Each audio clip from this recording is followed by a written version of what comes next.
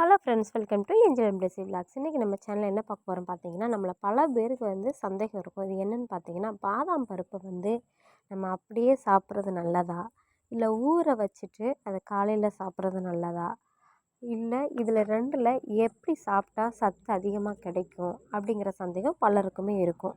அந்த சந்தேகத்தை கிளியர் பண்ணுறதுக்கு தான் இன்றைக்கி இந்த வீடியோவை ஸ்கிப் பண்ணாமல் பாருங்கள். இது வரைக்கும் நம்ம சேனலை சப்ஸ்கிரைப் பண்ணாதவங்க மறக்காமல் சப்ஸ்கிரைப் பண்ணிடுங்க. பாதாம் அதிகப்படியான சத்துக்கள் நிறைந்தது. இதில் புரதம், நல்ல கொழுப்பு, நார்ச்சத்து, மேக்னீசியம், விட்டமின் சத்துக்கள் இது நிறைந்து காணப்படுகிறது. இந்த பாதாமில் ஃபர்ஸ்ட் ஆஃப் ஆல் என்னென்னு பார்த்தீங்கன்னா, பாதாம் வெரிசா சாப்பிட்டாலும் சத்து இருக்குது, ஊற வைத்து சாப்பிட்டாலும் சத்து இருக்குது. அப்போ ஏன் சிலர் வெரிசா சாப்பிட்றாங்க, சிலர் ஊற வச்சு சாப்பிட்றாங்க அப்படின்னு பார்க்கும்போது பார்த்திங்கன்னா, சிலருக்கு செரிமான பிரச்சனை, ஜீரண கோளாறு இருக்கும். அப்படிப்பட்டவங்க பாதாம் பருப்பை ஊற வச்சு சாப்பிட்றது நல்லது.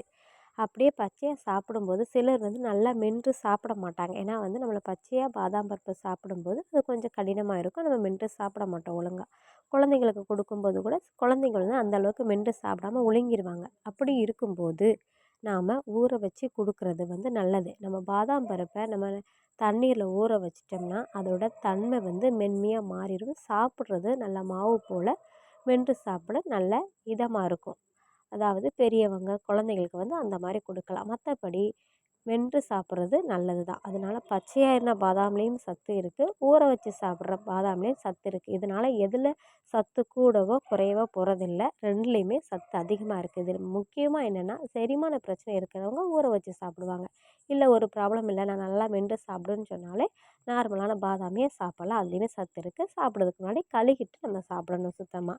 அது மட்டும் இல்லாமல் ஒரு நாளைக்கு எத்தனை பாதாம் எடுக்கலான்னு பார்த்தீங்கன்னா, 5லேருந்து 10 பாதாம் எடுத்து சாப்பிட்லாம். அதுக்கு அதிகமாக நம்ம எடுத்து சாப்பிடக்கூடாது.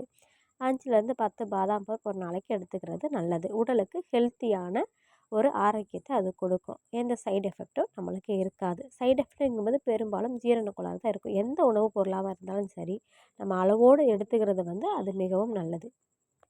ஸோ இந்த பதிவிலேருந்து உங்களுக்கு எந்த சந்தேகம் கிளியர் ஆகிருக்குன்னு நினைக்கிறேங்க.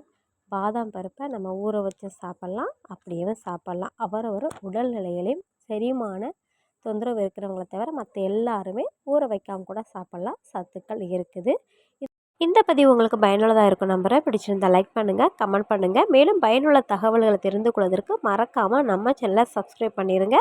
அடுத்த வீடியோவில் சந்திப்போம். நன்றி, வணக்கம்.